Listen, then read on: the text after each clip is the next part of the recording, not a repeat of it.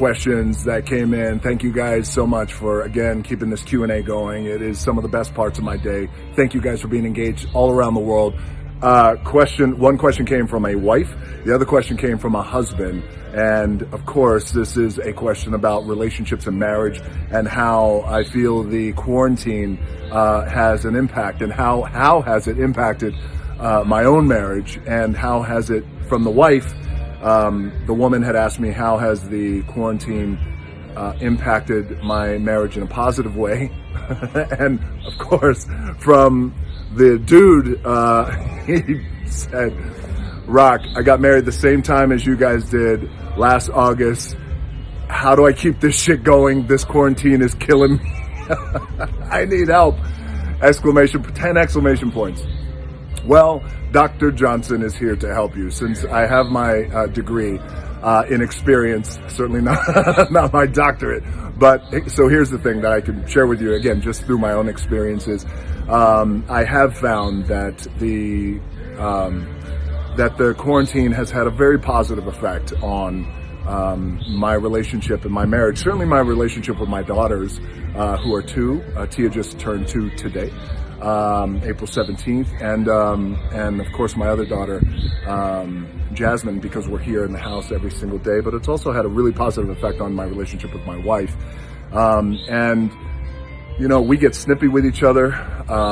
We argue. I mean, I gotta be honest with you, you know, when this thing first started, the first 2 weeks of quarantine for me, I was really wobbly at times, and I was trying to get my shit together and try and understand it, because I was just also trying to think 10 steps ahead. What does the future look like? What is the new normal gonna look like when I go back? Work, school, my household, you know, so there's a lot of shit that we're all thinking about. Husbands, wives, you name it. We're all thinking about this. So it's a lot of pressure.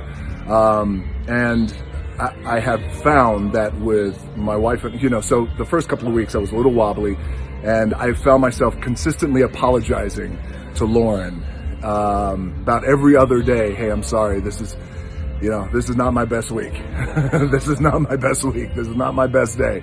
Thank you for being patient with me. So we get snippy with each other. But I have also seen that through our snippiness and through, our arguments that may just happen just like that, go from 0 to 10 very quickly, we also really make sure that we still try to stay aware as a husband and wife. And this goes for husband and wife, boyfriend, girlfriend, best friends, whoever you're locked down with. We try to understand that, you know, this is still an incredible, even though things are quiet and the pace has really slowed down for all of us around the world, it's still an incredible amount of pressure, because we just don't know. And it's the fear of the unknown, and how that can impact a relationship, how that can impact mental wellness. So we try to go easy on each other. We try to make things light, not too judgy. And she's the best. I'll give you guys an example of the snippiness that kind of happened and us getting through it. So just yesterday morning, we were having breakfast, and it was just her and I in the room, in our bedroom, having a little quiet breakfast as the sun was coming up, trying to beat the babies up before they got up. And she said something, I said something, and then I can't remember what it was. It was something stupid that I interpreted that way. And I said something that was just really snippy, and then it escalated from here to here, just like that. And she intelligently, because she has great EQ practice, that emotional intelligence that's so important, she's like, you know what, I'm gonna walk away. She takes her breakfast and she goes in the bathroom. And I'm just left there in the chair, and I'm kind of stewing, and I'm thinking to myself, well, see, you ruined it today, didn't you? You could have had a great day. So, of course, that was my ego talking. And about 15 minutes later, I go in the bathroom, and I'm intent with not saying a word. So I grab my shaver, and I'm getting ready to shave my face. I grab my shaver, and I start shaving my face. And I can see her in the mirror. And the moment I start shaving my face, she's eating, and she goes, oh, by the way, I used that shaver to shave the dog's balls last night. Now, but wait, I didn't crack, right? I still stayed in it. I no-sold it. I'm just shaving. I said, is that right? She goes, yeah. She takes another bite of her breakfast, and I said, well, that's funny, because I had the dog shit in your breakfast this morning. We laughed so fucking hard. And excuse my language, by the way. There's young kids who are watching this. We laughed so hard. And immediately it just broke that tension, that just silly tension. We got right back into, oh my God, what are we even arguing about? It was nothing. It was so stupid. We're getting through this thing. We're getting through the quarantine. Come on, we could do this, and we're better than this. And, you know, she came up to me, she gave me a big hug, and she goes, hey, look, she goes, I'm sorry. We just went through that silly shit. And I said, me too. And I said, but hey, and I grabbed her by the shoulders, like really earnest. And I looked her deep in the eyes, and I said, hey, I said, you're not wrong. And she kind of looked at me, and I said, no. I said, you're not wrong.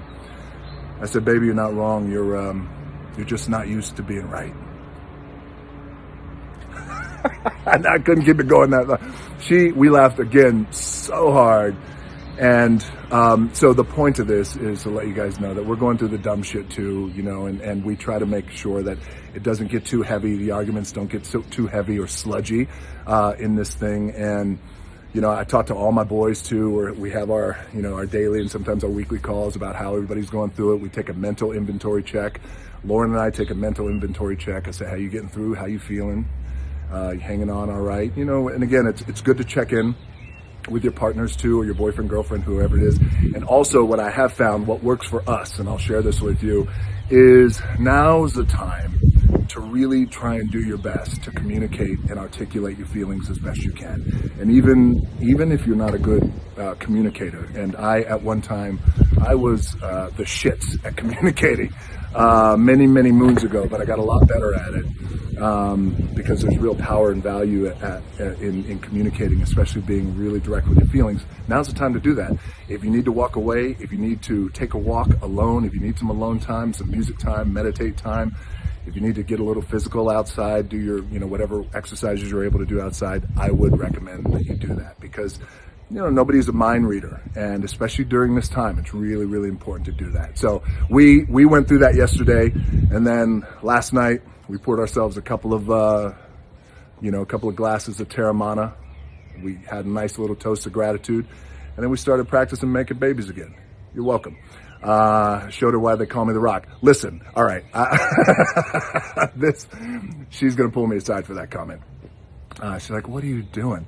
All right, this is almost 8 minutes of your life you're never gonna get back. Thank you for your questions. I love these Q&As. They're some of the best parts of my day. And I hope this helps you guys around the world. It's not easy. This shit is not easy. You're locked down. You know, you're with your partner, your loved one, husband, wife, boyfriend, girlfriend. And I get it. It's not easy, but we're gonna get through this on the other side. And hopefully, my marriage and your marriage and all your relationships are going to be better on the other side of this thing. All right. Most importantly, stay healthy and stay safe.